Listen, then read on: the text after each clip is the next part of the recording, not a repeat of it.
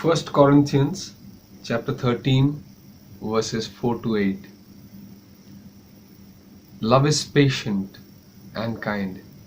Love does not envy or boast. It is not arrogant or rude. It does not insist on its own way. It is not irritable or resentful. It does not rejoice at wrongdoing, but rejoices with the truth. Love bears all things, believes all things, hopes all things, endures all things. Love never ends.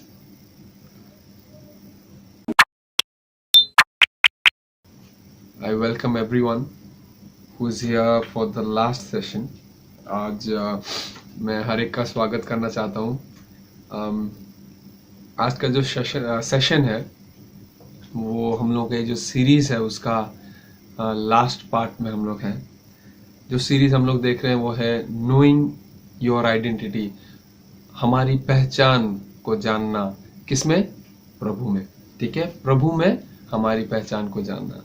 So this last part is bride of Christ, me as a bride of Christ, you as a bride of Christ. Bride of Christ का मतलब क्या है?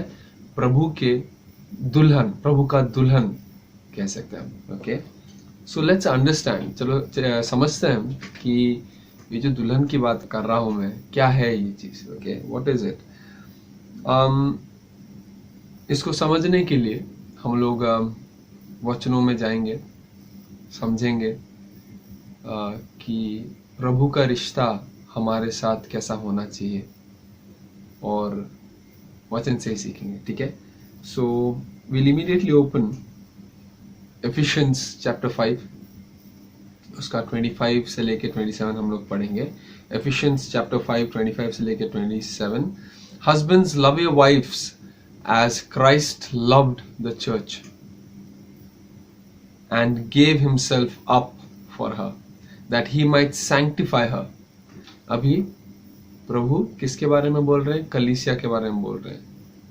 Every single individual is a church in himself, but as a यहाँ पे collective वे में बोला जा रहा है, बट प्रभु हर एक को, हर एक इंडिविजुअल, हम लोग का शरीर प्रभु का मंदिर हम कहते हैं, राइट?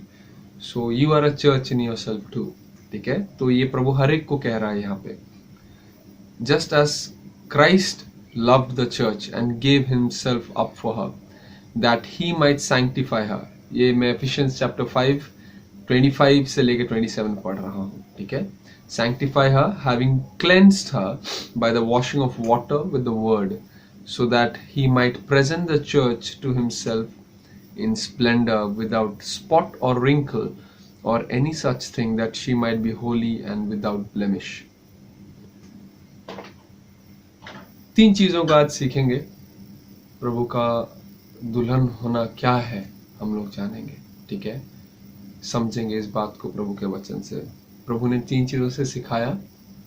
पहला चीज, ये जो रिश्ता है प्रभु का और हमारा, इस रिश्ते के बीच प्रभु नहीं चाहते कि कोई आए। He does not want anyone to be there। जब हम लोग यहाँ पे देखते हैं, पहला ही लाइन लिखता है, husband love your wives as Christ love the church. एक पति पत्नी के रिश्ते के साथ प्रभु का रिश्ता, जो यीशु मसीह का रिश्ता जो कलीसिया के था, उसके साथ कंपेयर या फिर तुलना की जा रही है। पति पत्नी के बीच कोई तीसरा इंसान नहीं आना चाहिए। अगर कोई तीसरा इंसान आता है तो उस रिश्ते में दरार आना शुरू हो जाता है। It can be your children, आपके बच्चे हो सकते हैं, या आपके पिता माता हो सकते हैं, या आपके रिश्तेदार हो सकते हैं, आपके दोस्त हो सकते हैं। अगर कोई भी आपके और आपके प्रभु के बीच, आपके और आपके प्रभु के रिश्ते के बीच आ रहा है, तो आपके उस रिश्ते को तोड़ने की प्रक्रिया शुरू हो चुकी है। इट इज वेरी इंपॉर्टेंट, हम लोगों के लिए बहुत जरूरी है कि हम लोगों का ये रिश्ता प्रभु के साथ, ये करीबी, बहुत ही मजबूत हो। काफी लोगों का, हम लोगों का एक दुविधा होती है ये कि हम लोगों का जो बाहर, घर से बाहर, या फिर हमारी जो चार दीवारी के बाहर जब हम लोगों के सामने जाते हैं तो बहुत पवित्र बन जाता है। हमारा जो आत्मिक जीवन घर से बाहर होता है वो बहुत ज्यादा स्ट्रांग होता है, पर घर के अंदर ऑलमोस्ट ना के बराबर होता है। उस दिखावट का कोई मतलब नहीं है, कुछ नहीं मिलने वाला।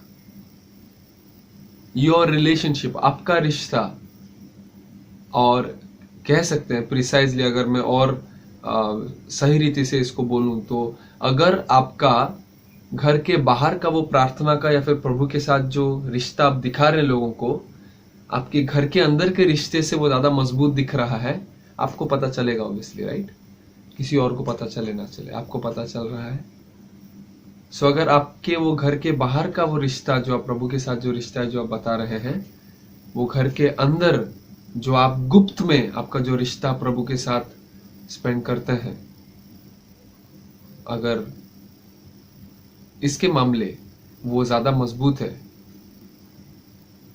तो फिर आपका आत्मिक जीवन में कुछ ना कुछ प्रॉब्लम है। सिंपल तरीके से अगर बताऊं, एक पति पत्नी बाहर, घर के बाहर शायद बहुत प्यार से बात करें, पर अगर घर के अंदर प्यार से नहीं बात कर पा रहे तो उस बाहर के दिखावट का कोई मतलब नहीं। आपके और आपके प्रभु के बीच अगर कोई भी चीज आ रही है तो जान लीजिए उस चीज को आपको अपनी जिंदगी से या तो दूर करना है या फिर उस चीज को टैकल करना है। अगर दूर नहीं कर सकते तो उस चीज को किस तरह से टैकल करना है या फिर उस चीज को किस तरह से आपको उससे जूझना है, आपको प्रभु को पूछना पड़ेगा। ठीक है, हम दूसरे पॉइंट में जल्दी से जल्दी जाएंगे। मेरा और प्रभु का रिश्ता जो है उसके बारे में प्रभु हम लोग वर्स नंबर 22, वही एफिशिएंस चैप्टर 5 वर्स 22 पढ़ेंगे। वहां पे लिखा है, wives submit to your own husbands as to the Lord. यहां पे बोला गया है कि पत्नियां अपने हस्बैंड के सामने खुद को समर्पण करो, जिस तरह से हम प्रभु के सामने हम खुद को समर्पण करते हैं। प्रभु के सामने हमें समर्पण करने की क्यों जरूरत है, सवाल आ जाता है, राइट?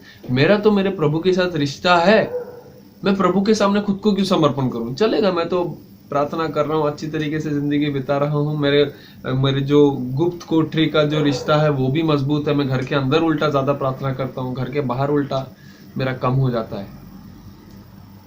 तो खुद को समर्पण करना, ये इसका क्या मतलब आता है? सो लेट्स अगेन, हम लोग इसका उत्तर भी हम लोग 25 में ही हम लोगों को मिल जाता है। इनफैक्ट अगर हम 26 में देखते हैं, 26 से, दैट ही माइट सैंक्टिफाई हर, ताकि जैसे कह सकते हैं शुद्धिकरण किया जा सके। सैंक्टिफाई, हमें शायद अपनी जिंदगी के बारे में पता भी नहीं है कि कहां कहां खामियां हैं, कहां ऐसी चीजें हैं, बातें जो शायद हमें ठीक करने की जरूरत है, बट वो चीजें प्रभु जानता है।